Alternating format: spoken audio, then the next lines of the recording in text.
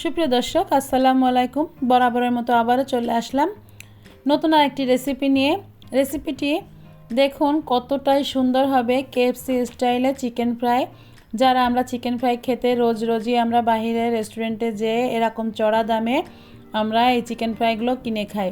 তো আর এত চড়া দামে আপনার চিকেন ফ্রাই খেতে হবে না বাইরে যেয়ে, আপনি যদি এটা ঘরেই তৈরি করতে পারেন খুবই সহজভাবে এবং ঘরে থাকা উপকরণ দিয়েই কিন্তু এটা তৈরি করে নিতে পারবেন। তাহলে কথা না বাড়িয়ে চলুন কিভাবে আমরা এই যে কেএফসি স্টাইলে চিকেন ফ্রাইটা তৈরি করি সেটা দেখে নিই। ভিডিওটি ভালো লাগলে একটু লাইক কমেন্ট শেয়ার করে চ্যানেলটিকে সাবস্ক্রাইব করে পাশে থাকবেন। তো দেখুন আমি এখানে কিন্তু লেগ পিস নিয়ে নিয়েছি মুরগির, এখানে লেগ পিস নিয়ে নিয়েছি, বুকের যে পিসগুলো সব রকম মাংস দিয়ে কিন্তু আজকে আমি এখানে এই চিকেন ফ্রাইটা করব। তো দেখুন এরকম স্কিন সহ কিন্তু আমি নিয়েছি, আর দেখুন এভাবে একটু কেচে কেচে নিয়েছি মাংসটাকে, যাতে খুব ভালো করে এর ভেতরে মশলাটা যায় আর খেতেও কিন্তু ভালো লাগবে। উপরে স্কিনটা এভাবে রেখে দিয়ে দেখুন এভাবে মাংসটাকে কিন্তু আমি কেচে নিয়েছি। তো এখানে আমি 2 টেবিল চামচ আমি দিয়ে দিয়েছি আদা রসুন বাটা, আদা যতটুকু রসুন ততটুকু দিয়ে এখানে দেখুন 1 চা চামচ ভাজা জিরের গুঁড়া, 1 চা চামচ গোলমরিচের গুঁড়া আর 1.5 চা চামচ আমি এখানে লাল মরিচের গুঁড়া দিয়ে দিয়েছি, আর এখানে 2.5 টেবিল চামচের মতো টক দই দিয়ে দিয়েছি। তো টক দইটা না থাকলে বাসায় আপনারা গুঁড়ো দুধের সঙ্গে একটু লেবুর রস দিয়ে নিতে পারেন, তাহলে আপনাদের টক দই দিতে হবে না। আর এখানে দিয়ে দিয়েছি 1 টেবিল চামচ সয়া সস, 1 টেবিল চামচ এখানে দিয়েছি চিলি সস, আর 1 টেবিল চামচ দিয়ে দিয়েছি ওয়েস্টার সস। তো দিয়ে এখন একটু স্বাদ মতো লবণ দিয়ে দিব। তো লবণটা কিন্তু আমি একটু কমিয়ে দিচ্ছি, কারণ এখানে সস দিয়েছি, সসে কিন্তু যথেষ্ট পরিমাণে লবণ থাকে, এজন্য লবণের পরিমাণটা আপনারা বুঝে শুনে দিবেন। এখন কিন্তু আমি এটাকে একটু মেখে নিব। তো এই মাখাটা কিন্তু খুব ভালো করে মাখতে হবে, আর মেখে কিন্তু আমি এটা রেস্টে রেখে দিব অন্তত 3-4 ঘন্টা। আপনারা চাইবেন যে এটা যখন করে খাবেন অন্তত 3-4 ঘন্টা আগে এটা ম্যারিনেট করে এভাবে নর্মাল ফ্রিজে রেখে দিবেন, তাহলে কিন্তু চিকেন ফ্রাইটা কিন্তু খেতে খুব ভালো লাগবে আর মাংসটার ভিতরে মশলাটা কিন্তু খুব ভালো করে যাবে, যার জন্য এভাবে কিন্তু মেখে রেখে দিতে হবে। আর দেখুন আমি একটা সিক্রেট মশলা দিব এখানে, এই মশলাটা কিন্তু রেস্টুরেন্টে দেয় না, তবে আমি দিব এখানে দেখুন 1/2 চা চামচেরও একটু কম আমি এখানে গরম মশলার গুঁড়া দেব। এই গরম মশলাটা কিন্তু একটু জয়ত্রী আর হচ্ছে এলাচ আর দারচিনি গুঁড়ো করা, আর এটা দিলে কিন্তু আমার কাছে একটু আলাদা ফ্লেভার লাগে, আর চিকেন ফ্রাইটা কিন্তু যখন খাবেন খুবই ভালো লাগবে। আর এখানে 1 চা চামচের মতো আমি একটু ভিনেগার দিয়েছি, যেহেতু মুরগিটা কিন্তু সবাই কিন্তু মুরগির যে একটা গন্ধ থাকে এটা কিন্তু কেউ নিতে পারে না, সবাই যারা মুরগিটা পছন্দ করে না তেমন একটা, তাদের জন্য বলছি। তো আমি ভিনেগারটা দিয়েছি এই কারণে যে গন্ধটা থাকবে না, এই কারণে যেহেতু আমি টক দই দিয়েছি তারপরেও আমার কাছে মনে হলো এটা দিলে আমার কাছে একটু ভালো লাগে, সেজন্য কিন্তু আমি দিয়েছি। আর দিয়ে এই যে গরম মশলাটা দিয়েছি এটা কিন্তু অপশনাল, এটা চাইলে আপনারা দিতেও পারেন নাও পারেন, তবে আমি যেভাবে করে খেয়েছি এভাবে কিন্তু খেতে কিন্তু খুবই ভালো লাগে, যার জন্য আপনাদের এটা দেখিয়ে দিলাম। আর এখন সবশেষে এটা মেখে র্যাপিং পেপার দিয়ে র্যাপ করে আমি কিন্তু নর্মাল ফ্রিজে রেখে দেব। আর আমি যখন এটা ভাজবো 3-4 ঘন্টা পরে, তো তখন দেখুন আমি এখানে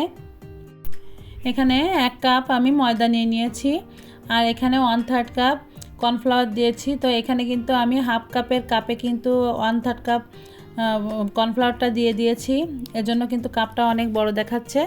আর সামান্য একটু লবণ দিয়ে দিলাম, আর দেব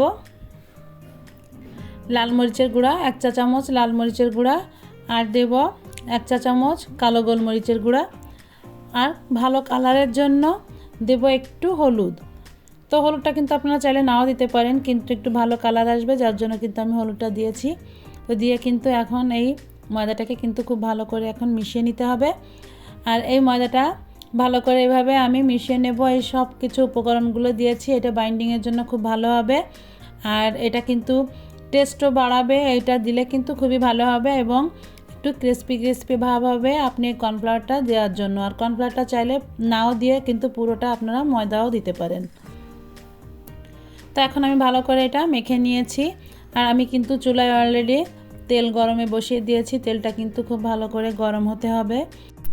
এদিকে চিকেনগুলো কিন্তু দেখুন আমি বের করে নিয়েছি, আর এই চিকেনটাকে এখন দেখুন এই যে অনেক সুন্দর কিন্তু চিকেনগুলো কিন্তু ম্যারিনেট হয়ে আছে, আর দেখুন মশলাগুলো কিন্তু অনেক সুন্দরভাবে কিন্তু মাংসের সঙ্গে কিন্তু সেট হয়ে গিয়েছে।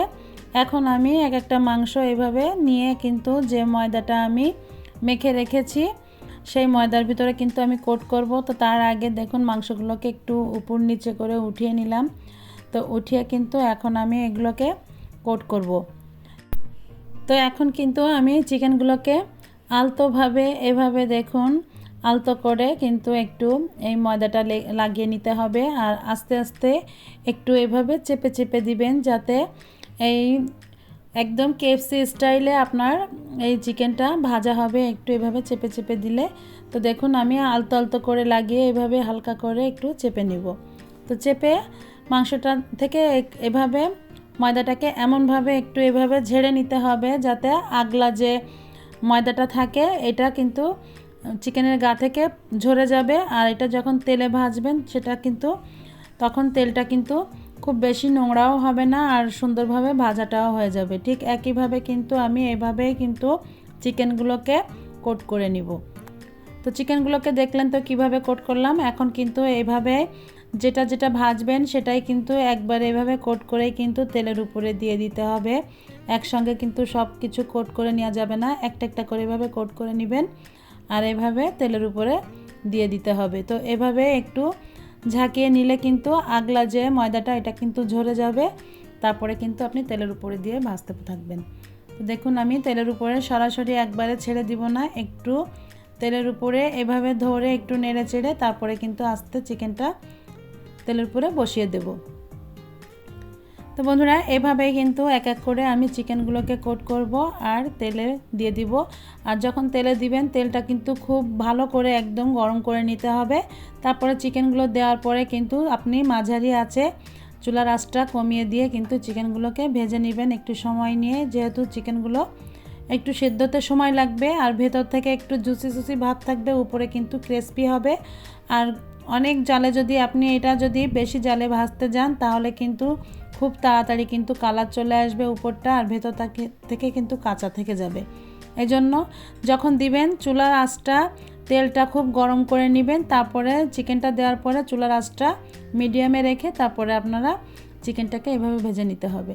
তো দেখুন আমি কিছু সময় দেওয়ার পরে আস্তে আস্তে এভাবে একটু উল্টে পাল্টে কিন্তু চিকেনগুলোকে ভেজে নেব। আর চিকেনগুলো কিন্তু আস্তে আস্তে এভাবে ভেজে নিতে হবে খুব ভালো করে, কিন্তু চিকেনের ভিতরটা কিন্তু সিদ্ধ হয়ে যাবে।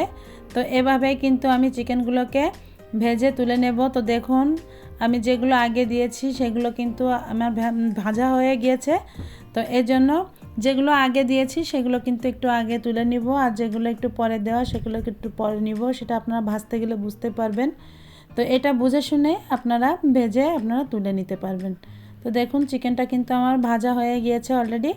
এখন কিন্তু আমি এক এক করে চিকেনগুলোকে তুলে নেব।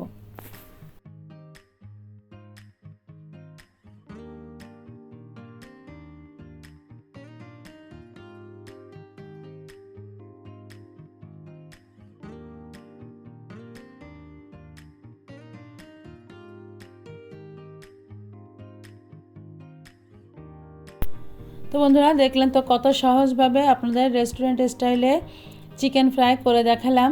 আর এভাবে করে খেলে কিন্তু কষ্ট করে আর আপনাদের রেস্টুরেন্টে যেতে হবে না, বাচ্চারাও কিন্তু খুশি থাকবে।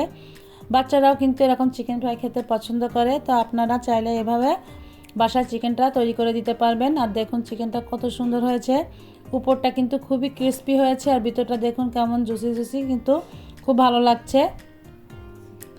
তো আমি সঙ্গে একটু ফ্রেঞ্চ ফ্রাইটা করে নিয়েছি, তো এটা দেখালাম না, এটা আমার চ্যানেলে অলরেডি দেওয়া আছে, আপনারা চাইলে দেখে নিতে পারেন। তো রেসিপিটি কেমন লাগলো অবশ্যই কমেন্ট করবেন, বেশি বেশি লাইক কমেন্ট শেয়ার এবং চ্যানেলটিকে সাবস্ক্রাইব করবেন। আজ এ পর্যন্ত, আবারও দেখা হবে নতুন একটি রেসিপি নিয়ে। সবাই ভালো থাকবেন, আল্লাহ হাফেজ।